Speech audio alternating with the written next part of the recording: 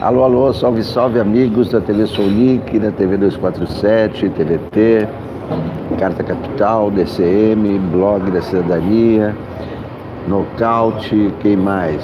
DCM, salve, salve, bom dia, sejam bem-vindos ao primeiro programa de hoje da TV Sounic, que começa aqui na padaria e vai continuar na padaria se não houver muito barulho, mas se houver muito barulho vocês me avisem e eu mudo lá para o parque. Acabou de chegar uma pessoa que fala muito alto, então se vocês acharem que está difícil de me ouvir, me avisem que eu me desloco ali para o parque, logo lá na frente, para continuarmos a nossa conversa a respeito do que está acontecendo no Brasil. Bom dia, Verônica Nicolau de Fortaleza, seja bem-vinda. Média, comer uma coxinha também.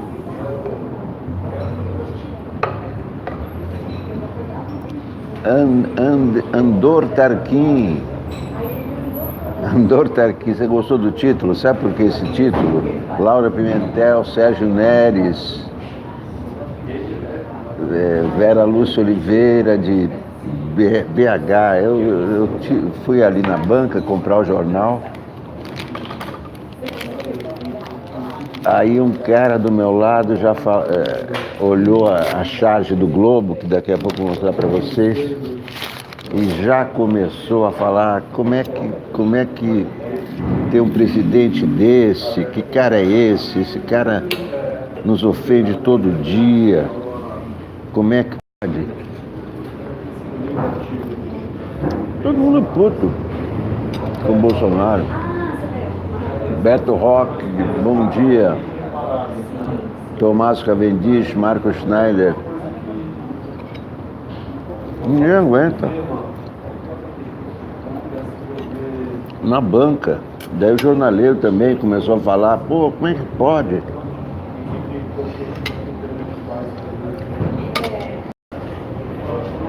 O cara falar essas coisas com a faixa presidencial. Quem é que usa a faixa presidencial? Você já viram algum presidente usar a faixa fora o dia da posse? Ninguém usa.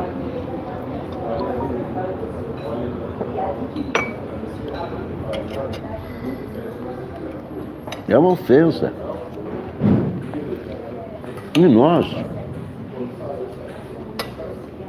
no mundo, somos identificados com ele. Se os brasileiros escolheram esse cara para ser presidente, eles são como ele.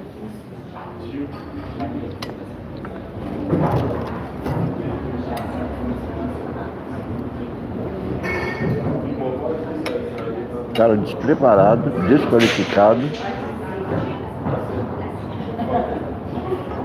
que ofende a todos diariamente, né? Caterine Castro ofende a todos diariamente, gays, mulheres, negros, jornalistas, brasileiros. Ele ofende a todos, insulta a todos.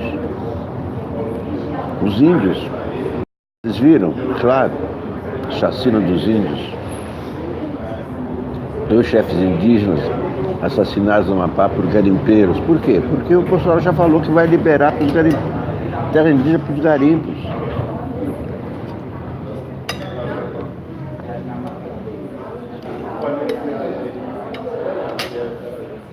Como é que ele manda prender jornalista? Não existe isso na democracia, o presidente mandar prender alguém. Quem prende é a justiça. Isso é exorbitar, usurpar o poder, abuso de poder. O que esse presidente está fazendo é abusando do poder, é abuso de poder diário. Por isso que está todo mundo puto. Não é um ser humano, exatamente. Eu prefiro Tiririca. Se me disserem, você trocaria o Bolsonaro pelo Tiririca, eu troco na hora. Sou mais Tiririca. Porque esse que está aí é insuportável, é intragável.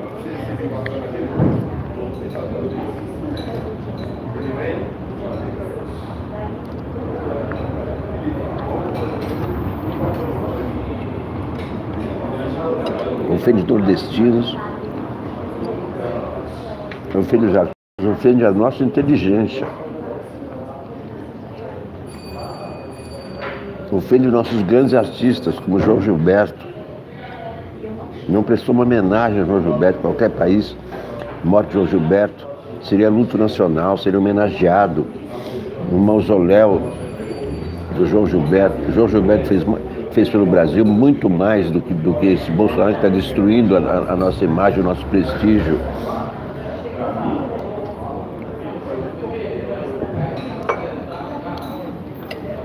E com esses ataques à Amazônia, o que ele vai sofrer é a guerra mundial. Que o mundo depende da Amazônia. Diana Lopes, bom dia para você também. Tá bom de barulho? Aí vocês estão me ouvindo direito?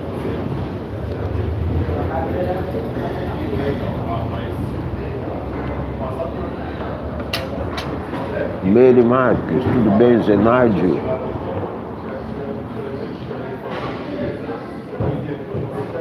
Ronaldo Brito, Betânia Rocha,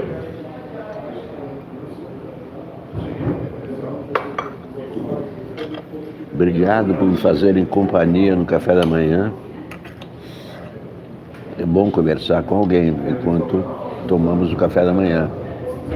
Rita Stackers, bom dia. Carmen Souza, bom dia também.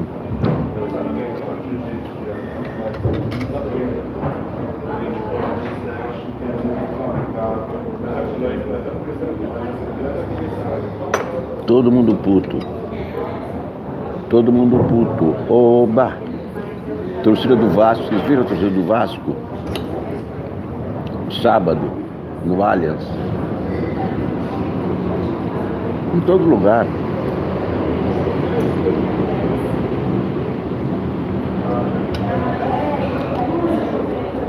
Jarison Costa, Valdemir Araújo, todo mundo puto. Todo mundo puto. Oba! Todo mundo puto. Oba!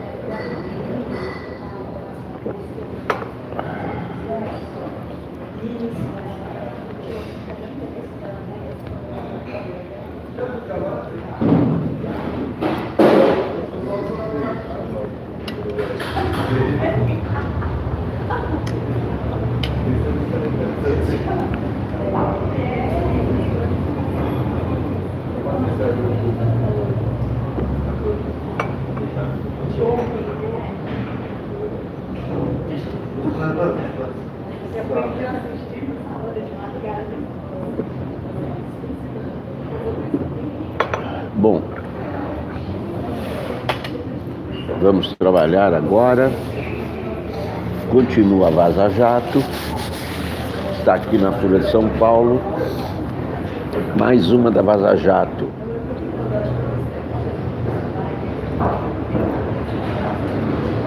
Vera Lúcia Oliveira, desesperada, deprimida. Não.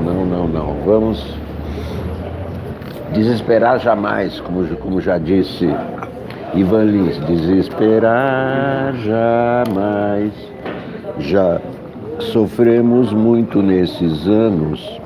Afinal de contas, não tem cabimento entregar o jogo no primeiro tempo.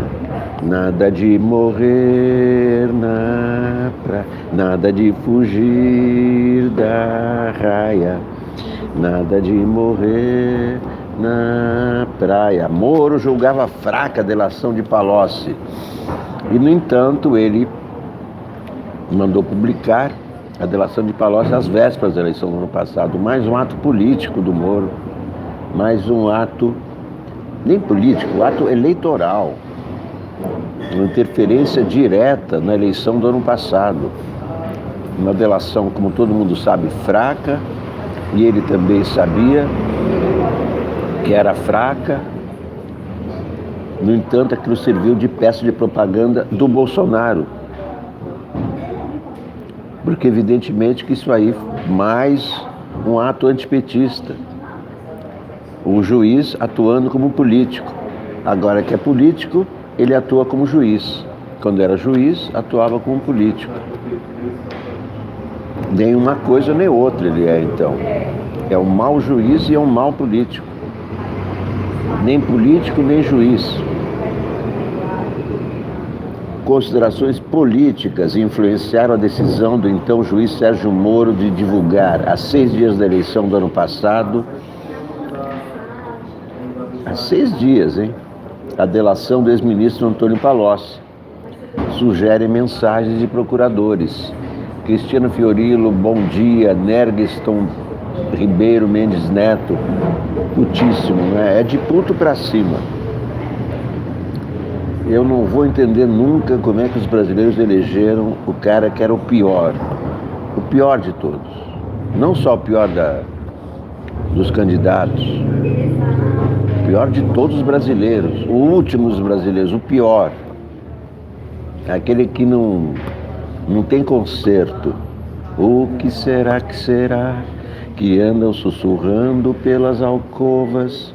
Os diálogos entre os responsáveis pela Operação Lava Jato, obtidos pelo site do Intercept Brasil e analisados pela Folha, indicam que Moro não confiava nas provas que Palocci entregara no acordo de colaboração. Claro, Palocci tem um vasto currículo de mentiras, de corrupção, desde a prefeitura de Ribeirão Preto até o caso do Francenildo, que ele mandou invadir a conta bancária do Francenildo. Então, Palocci tem uma biografia de vastas práticas ilícitas, né? E essa é mais uma mentira dele, né? Ficou rico, ganhou milhões. Então, uma das frases, russo é o Moro. Russo comentou que, embora seja difícil provar, ele é o único que quebrou a omertá petista. Vejam só. Diz palavras do procurador Paulo Roberto Galvão, tratando Moro por um apelido e associando os petistas a mafiosos italianos. Página A4. Moro, um juiz sem moral, só absolve os seus e condena sem ter certeza. Justiça bloqueia 57 imóveis do ex-jogador Ronaldinho Gaúcho. Vocês sabiam que ele tinha 57 imóveis? Grupo armado invade tribo no Amapá e ameaça índios, diz FUNAI. E quem protege os índios? Polícia prende 2 suspeitos do roubo de 720 quilos de ouro. Ambos são funcionários do aeroporto. Um deles confessou à polícia ter atuado no crime. Aeroporto de Guarulhos. Acontece muita coisa nos bastidores dos aeroportos, não só de Guarulhos, mas de muitos outros. Que foi? Todo mundo sabe que sou alérgico a provas. Esse é o Moro na charge da Folha de São Paulo. O Moro na charge da Folha de São Paulo. Moro desmente Moro, escreve Leandro Colom.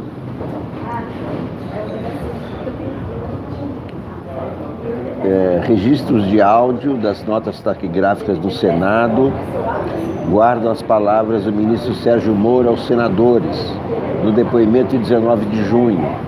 Ele garantiu 3 vezes que a investigação seria autônoma, que ele estava afastado das investigações e, no entanto, quando os policiais prenderam esse hacker misterioso, o ministro comemorou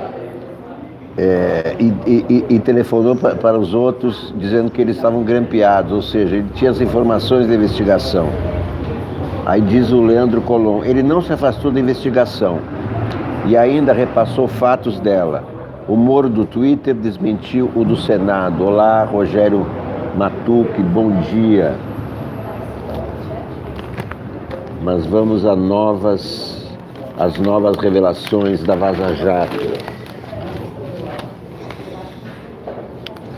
16 de maio de 2017. Sérgio Bruno Cabral Fernandes, muito obrigado. Palocci começou a negociar o acordo de delação premiada com os procuradores em maio de 2017. Era tratado com desconfiança, mas despertava interesse por causa da proximidade com o ex-presidente Lula.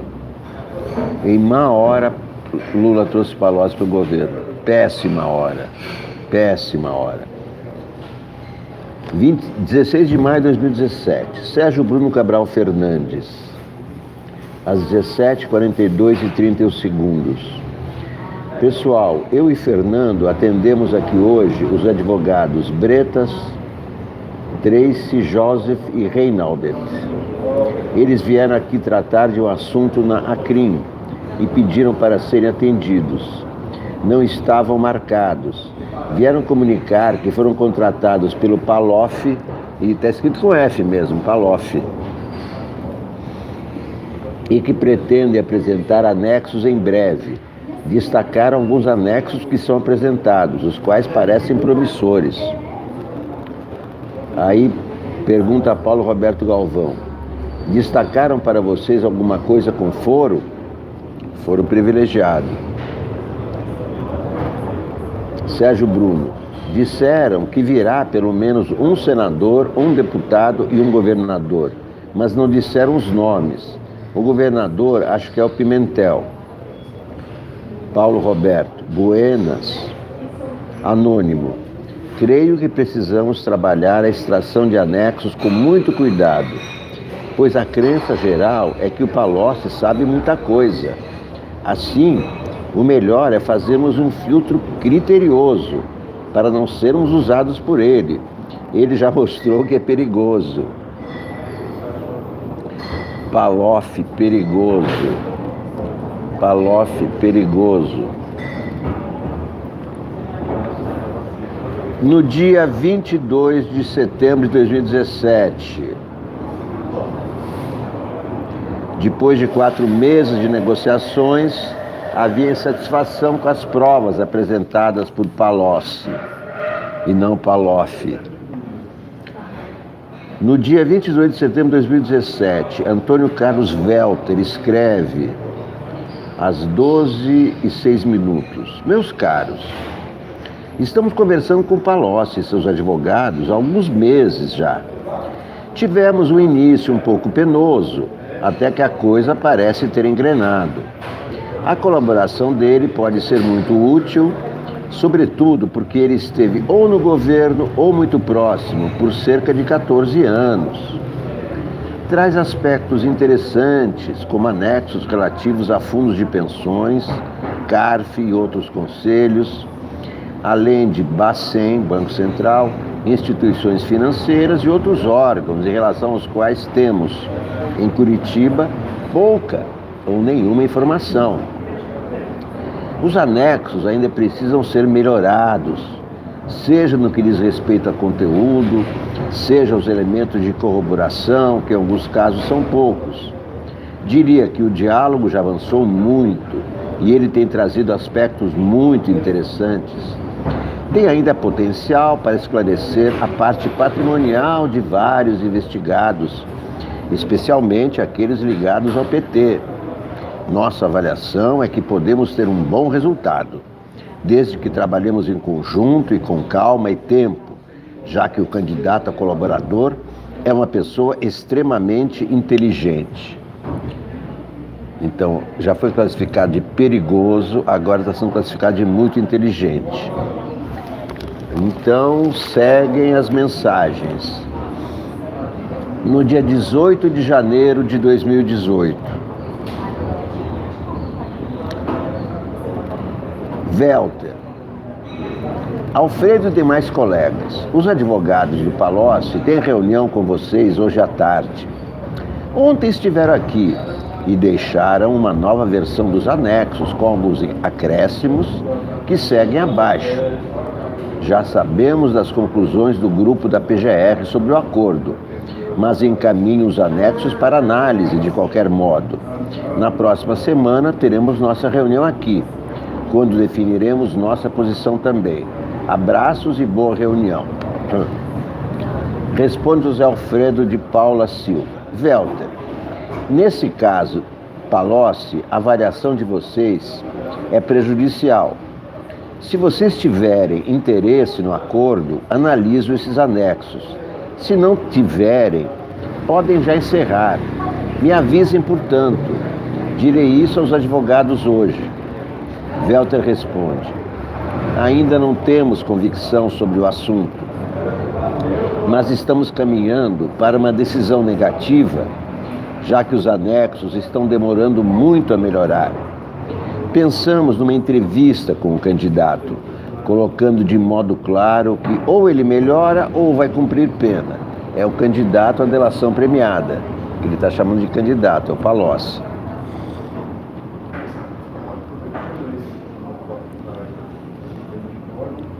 José Alfredo. Advogados avisados. Se você disser não, acabou.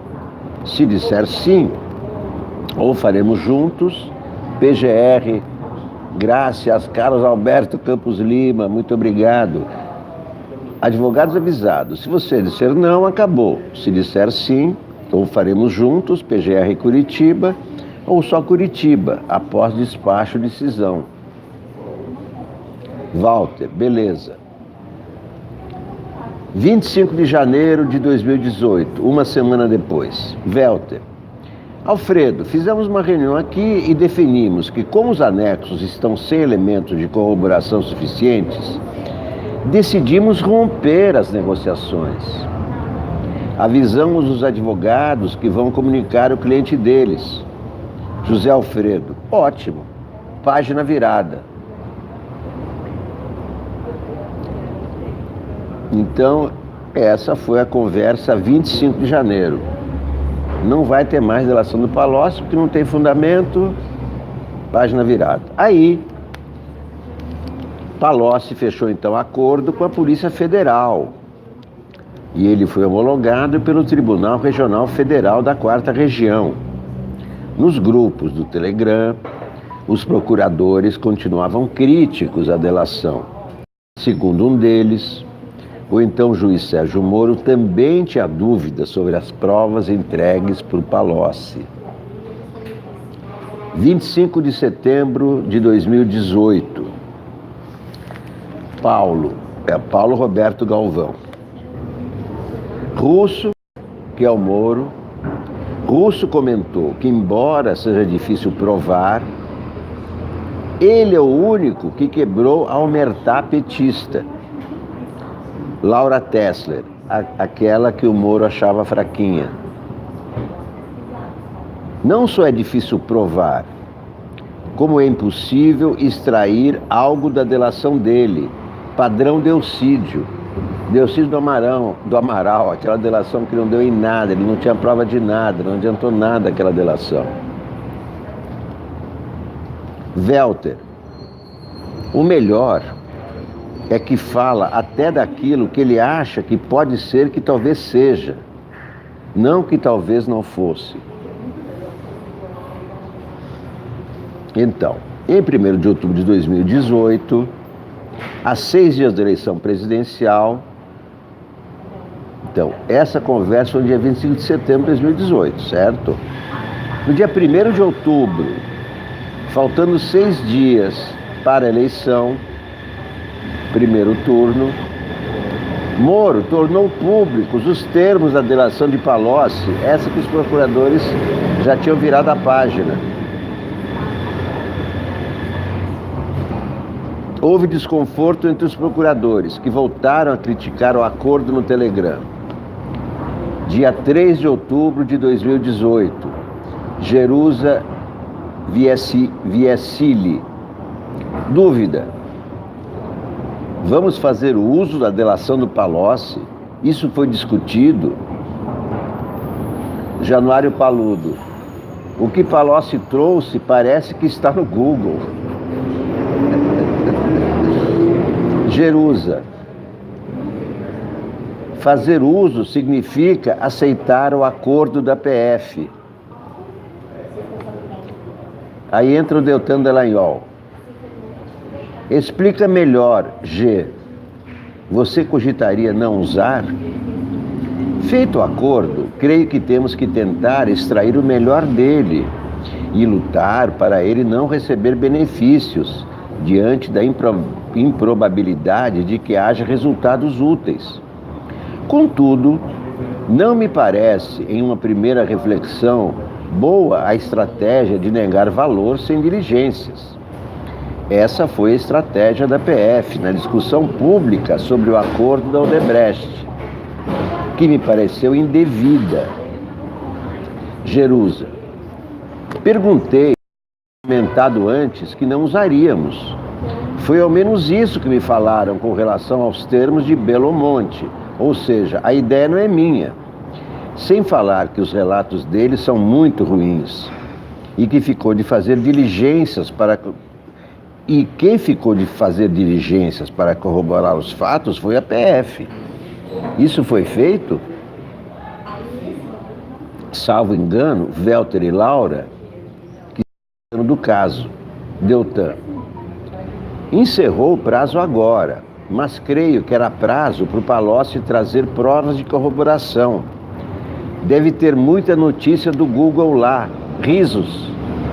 Ou seja, o Deltan Dallagnol, chefe da Força Tarefa, também achava que a delação do Palocci era imprestável.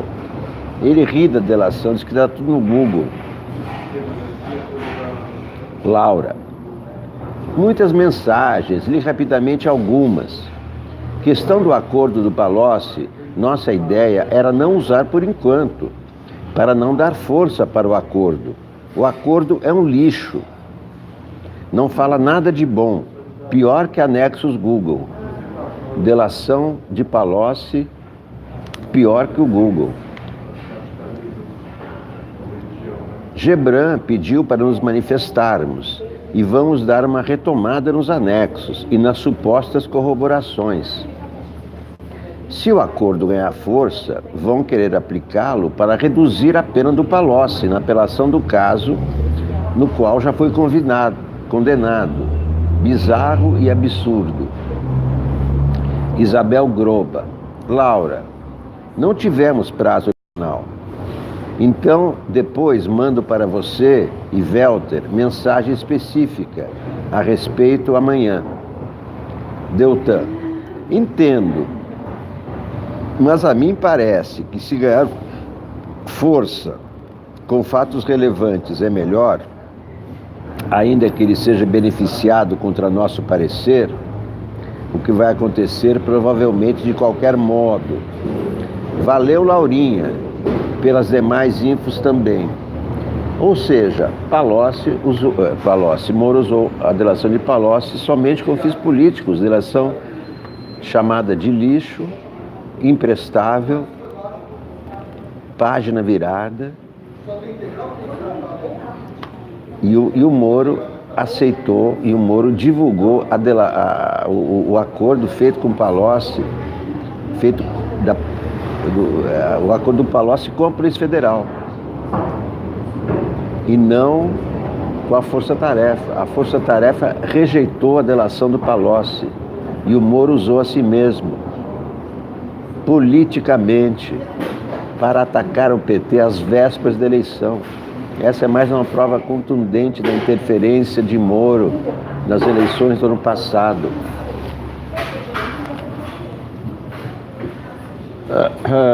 Vamos ver a coluna Painel, assinada por Daniela Lima.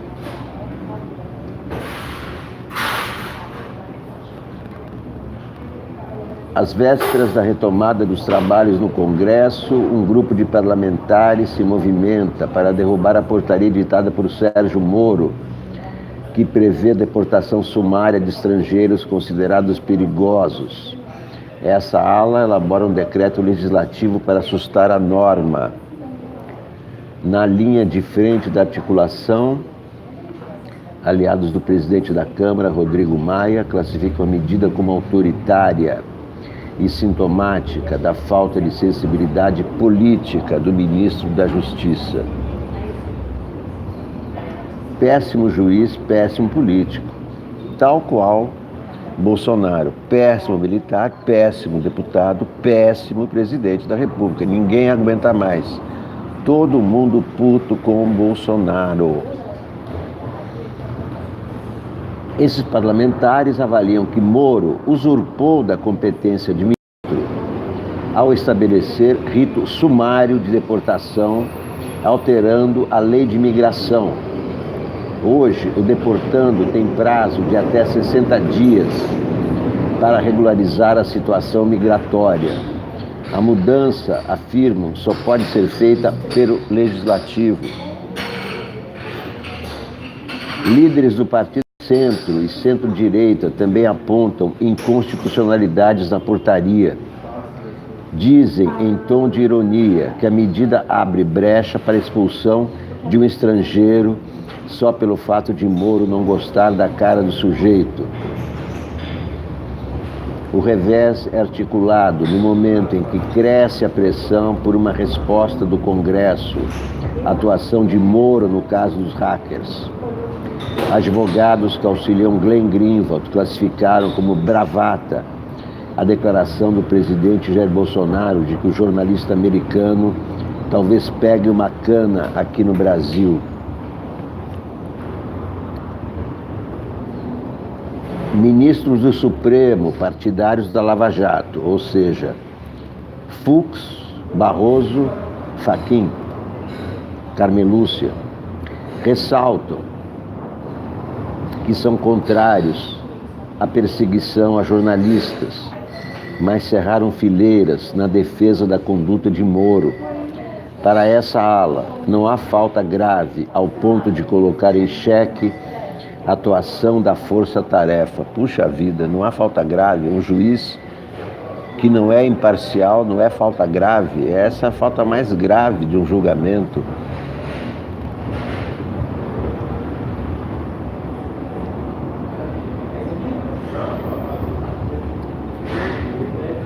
A defesa de Lula apresentou uma série de questionamentos ao TRF4 sobre o andamento de processos criminais na corte. Os advogados querem saber quantos estão aptos a julgamento e em quais há réus presos, caso do Lula. Eles vão cobrar o cumprimento da ordem cronológica e a lei que estabelece prioridade de análise de processos de pessoas encarceradas. Como mostrou o painel no domingo, ontem, João Pedro Gebran Neto, relator dos casos de Lula no tribunal, pretende finalizar o voto sobre o caso do sítio de Atibaia em agosto ou setembro. O episódio dos Waiapis é a inauguração da política de extermínio do governo Bolsonaro contra os povos indígenas. Palavras do senador Randolph Rodrigues.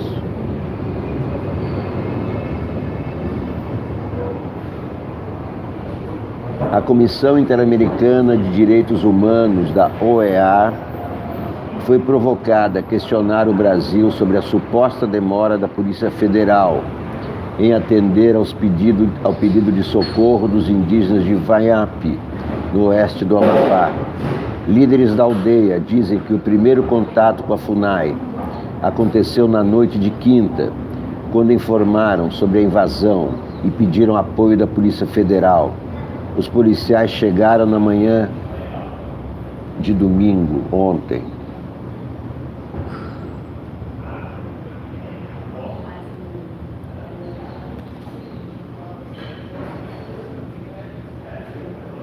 Auxiliares de Bolsonaro têm estimulado o presidente a ampliar a visibilidade da primeira-dama Michele. Dona de imagem suave, ela é considerada um excelente contraponto ao estilo público do marido. Não adianta nada, ela não tem caneta para assinar. Isso aí é... No tempo do Temer se falou também, vamos usar a imagem da Marcela para melhorar a do governo. Mas não adianta, quem assina é ele. Ninguém consegue suavizar um presidente grosseiro, mal educado, desrespeitoso com os vizinhos, desrespeitoso com outros países, respeitoso com os cidadãos brasileiros.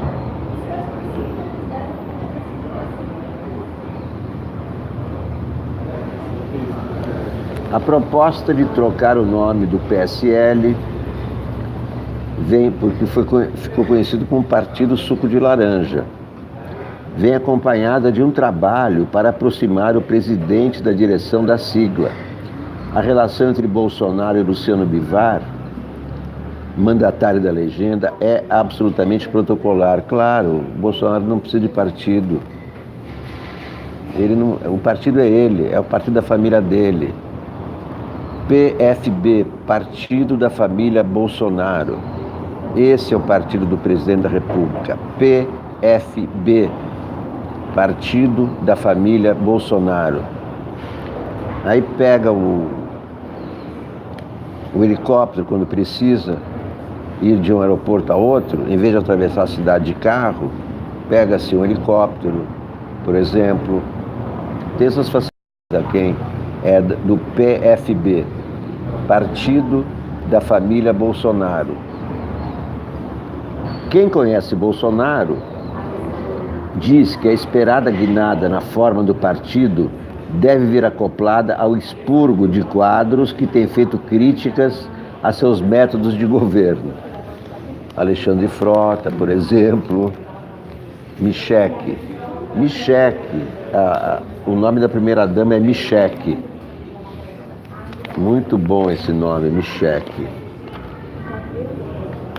Michele Bolsonaro, Partido da Família Bolsonaro, PFB.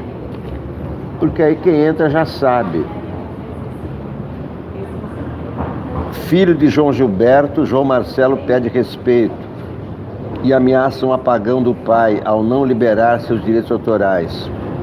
Isso aconteceu com o ministro de Moraes, né?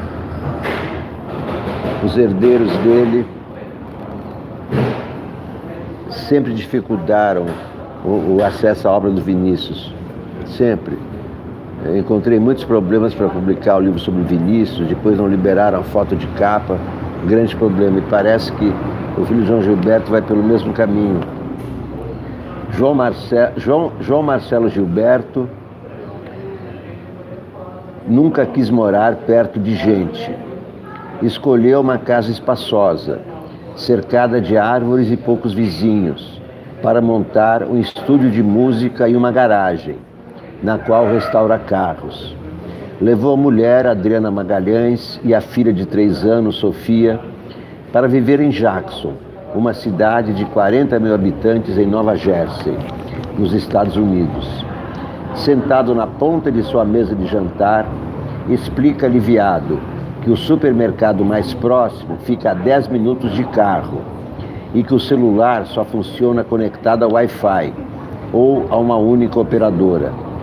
É para não atrapalhar quando estamos fazendo música, afirma. Filho mais velho de João Gilberto, ele diz que a atmosfera pacata ajuda a aplacar o estresse que tem vivido desde antes da morte do pai, em 6 de julho. Há meses, o produtor musical de 58 anos está em guerra com a meia-irmã Bebel Gilberto, detentora da curatela integral do criador da Bossa Nova.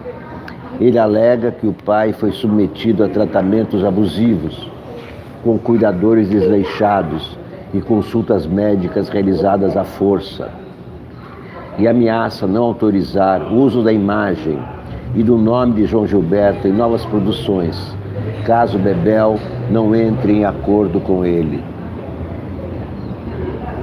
Herdeiros podem destruir a obra dos pais. Olha o que diz ele. Herdeiros têm direito de negar o uso do nome e da imagem. Se essas pessoas não começarem a me tratar com mais respeito, vão comer fogo.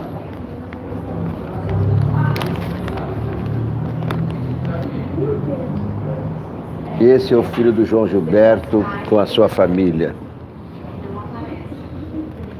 Esse quer vetar todo acesso a João Gilberto. Que horror. Que horror.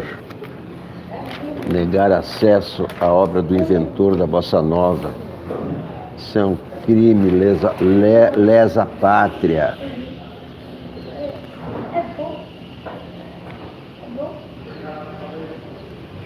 Mônica Bergamo. O IBAMA deve publicar nesta semana edital para contratar serviços de satélite para o monitoramento do desmatamento na Amazônia. Glenn Greenwald apresentou ao Consulado do Rio um relatório médico que mostra que a mãe dele sofre de um câncer terminal.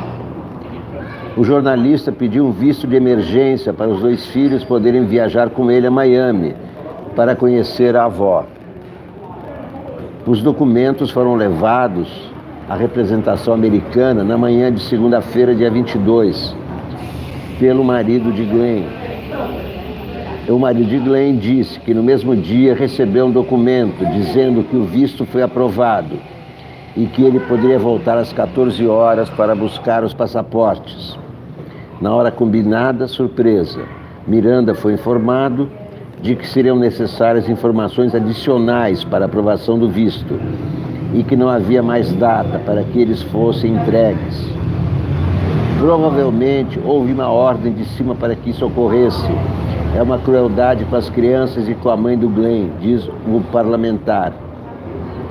Uma das novas perguntas feitas pelo consulado foi: em que os garotos trabalharam nos últimos 15 anos? Detalhe, eles têm 12 e 8 anos.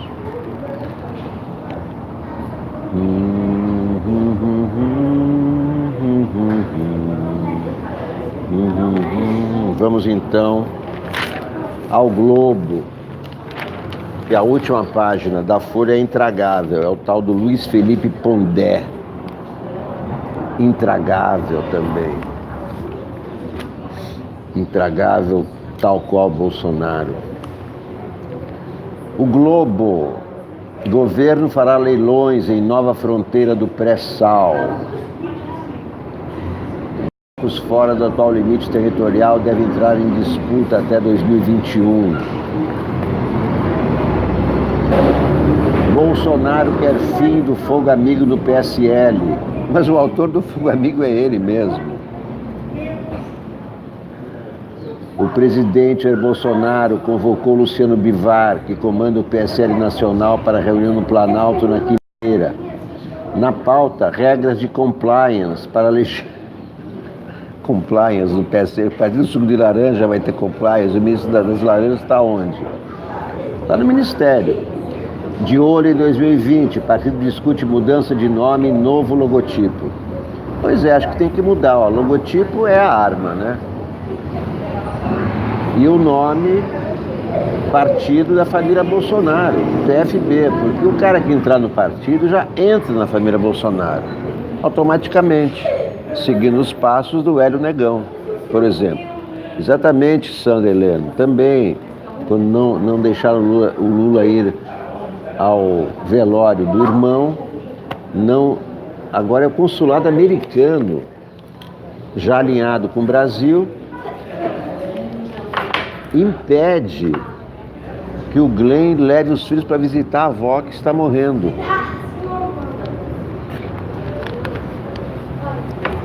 Deve ter tido interferência do Ernesto Araújo, é claro, né?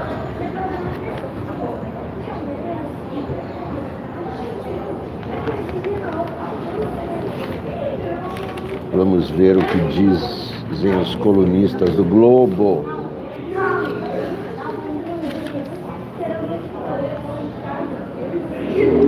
A inocência perdida, escreve Fernando Gabeira. Quando ouvi pela primeira vez que os hackers da Lava Jato tinham sido presos, tive muitas dúvidas. Processos assim sigilosos dependem da polícia. Ela é quem divulga a conta-gotas, aquilo que considera inofensivo para o curso das investigações. Lembrei-me de uma guia na caverna do diabo, no Vale do Ribeira. Ela me disse que alguns pontos da caverna eram escuros, mas era preciso tirar partido disso. As formas escurecidas estimulam nossa imaginação. E lá fui eu no barco para Ilha Grande, remoendo as informações que chegavam aos poucos. O advogado de um dos suspeitos disse que ele negociava bitcoins, apesar de terem sido encontrados 100 mil escondidos em casa. Lembrei-me daquela velha história. Em nosso país, as putas gozam, os traficantes se viciam e os mercadores de bitcoins, possivelmente, escondem dinheiro nos colchões. Parecia verossímil. Quando surgiram os primeiros indícios de que realmente tinham hackeado o telefone de Moro, pensei ainda, e se fossem apenas alguns dos hackers, os menos sofisticados que caíram na rede? Descartei essa hipótese. Afinal, o telefone de Moro não pode ser uma espécie de piquenique de hackers. Deve ter sido um grupo apenas. Muito rapidamente, com a confissão dos suspeitos, as evidências das nuvens, não tive mais dúvidas. Caso resolvido. Mas aí surgiram dúvidas novas. Foi eficaz a ação da PF. Demonstrou que está equipada no momento para rastrear e encontrar os autores do crime. Um alívio para a nossa privacidade. Alívio parcial, é verdade.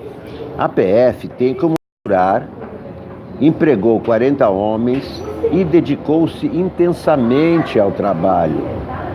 Será possível o mesmo empenho quando o hackeado defende apenas sua privacidade de pessoa comum, devassada em suas frases cotidianas, bobagens, mas que podem ter inúmeras consequências emocionais? Minha sugestão é que sempre haja empenho, no mínimo, para treinar a capacidade de solucionar casos mais complicados. Demétrio Magnoli, Jair Bolsonaro errou o alvo quando insurgiu-se contra o valor da taxa de ingresso ao Parque Marinho de Fernando de Noronha. O erro tem, para usar o mantra do governo, viés ideológico. Evidencia um programa de destruição das políticas de preservação ambiental.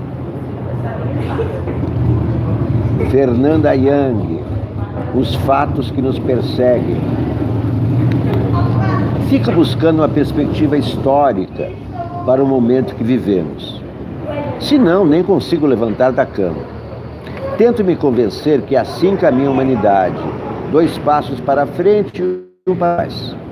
Que o mundo inteiro está desse jeito, o Trump, o Boris. Mas a perspectiva histórica tem uma exigência.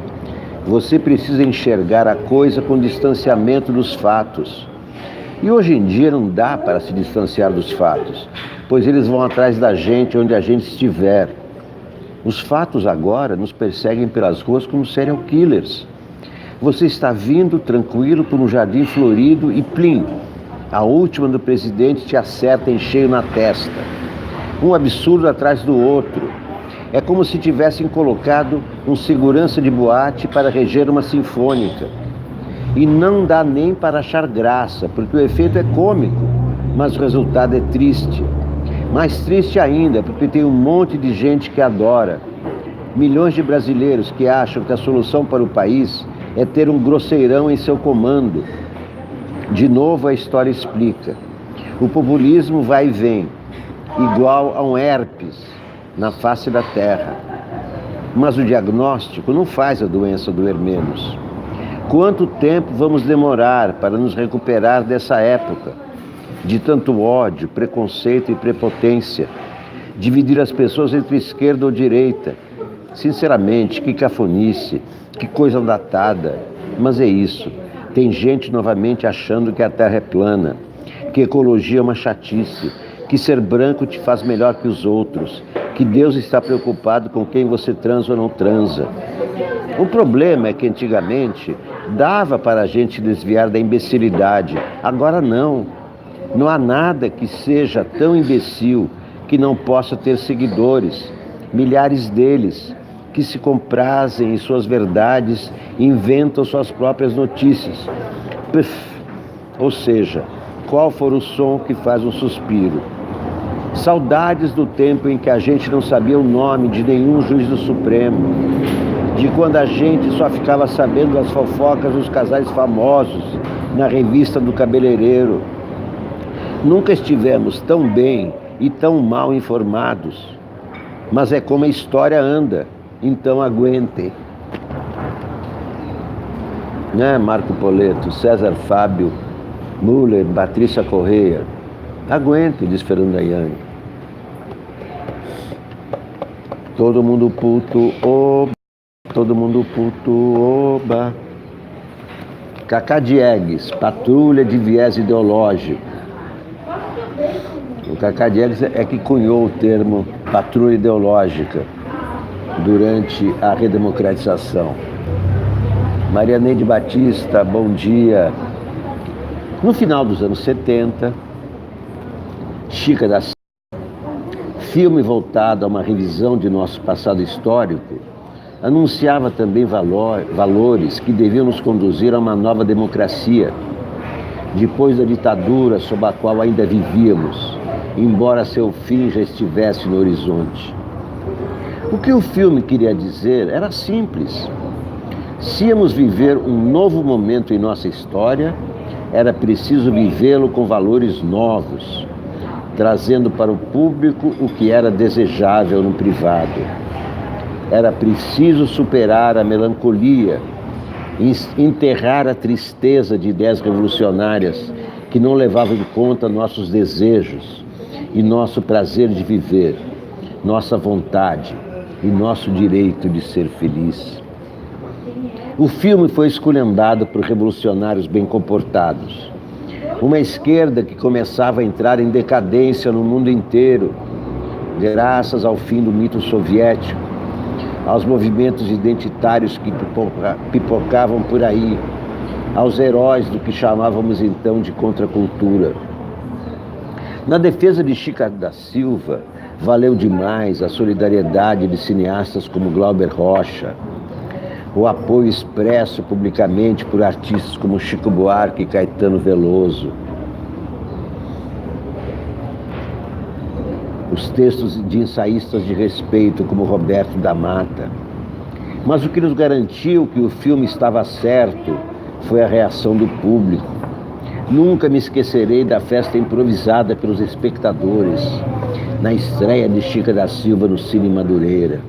Depois de risos e aplausos, comentários oportunos e divertidos durante a projeção, assim que entraram os créditos finais, os espectadores se levantaram de suas cadeiras e se puseram a dançar pelos corredores da sala, ao som de Jorge Ben, com palavras de ordem inesperadas e muito bem-vindas. A cena se repetiu pelo país afora, ao longo dos muitos meses em cartaz e dos cerca de 4 milhões de pessoas que viram o filme. Era aquele o Brasil em que acreditávamos. Era naquilo que queríamos transformar o futuro do país. Nada disso impediu que os mal-humorados, perdidos em teorias livrescas, mesmo quando bem intencionados, condenassem o filme como uma heresia, uma negação da seriedade estéril com que prefiguravam nossa revolução com maiúsculo. Era como se fossem os policiais que vigiam as estradas, patrulhas a impedir que os automóveis corram mais do que devem, em benefício da ordem e da disciplina do que está previsto nos códigos. Numa entrevista ao Estado de São Paulo, chamei-os, meio de brincadeira, de patrulha ideológica. A piada pegou e dura até hoje. Com a democratização e o artigo 5º da Constituição de 1988, que nosso atual presidente jurou respeitar, achei que a cultura brasileira nunca mais sofreria de novo aquele pesadelo contra a imaginação criadora. Mas hoje estamos ameaçados pelo próprio poder público. Um poder público que, por ter sido eleito e não imposto pelas armas, devia ser mais respeitoso com a população, tanto com os que não votaram nele, quanto com os que o elegeram e não estavam pensando nesse tipo de comportamento.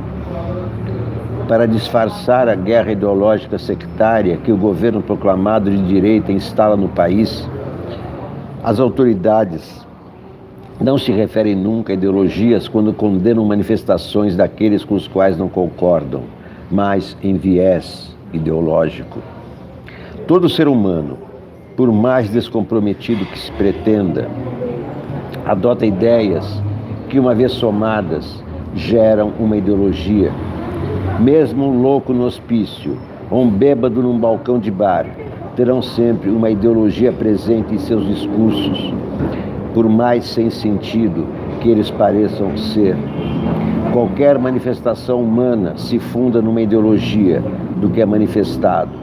O viés ideológico sendo apenas um termo que pode servir para desqualificar quem usa certas expressões como gênero ou coisa que o valha. A direita no poder está criando uma nova restrição à produção, uma ação autoritária para impedir a existência daquilo que o poder público julga inconveniente. Isso não é apenas um viés, mas a própria ideologia de seu discurso. O cinema brasileiro não é financiado pelo orçamento do Estado. Os recursos que permitem a existência de nossos filmes vêm da Condecine, taxa criada pelo ministro Reis Veloso e tornada lei pelo presidente Ernesto Geisel em 1975, cobrada de todo e qualquer produto audiovisual consumido no Brasil. O Estado deve apenas organizar o fomento, regular e fiscalizar o uso desses recursos que vêm da própria atividade e que são desenvolvidos por ela ao Estado na forma de renda, impostos e taxações, em valores 4 ou 5 vezes superiores ao que recebe. Nenhum presidente em nenhum país democrático do mundo pode se arvorar em proprietário daquilo que o Estado produz ou ajuda a produzir, determinando o que deve e o que não deve ser produzido. O respeito que o Estado deve às famílias está na proteção da censura indicativa, quando os potenciais espectadores são alertados sobre o conteúdo de cada filme. Basta a família não ir ver o que não lhe interessa. O resto é patrulha de viés ideológico que deve ocupar e divertir o poder.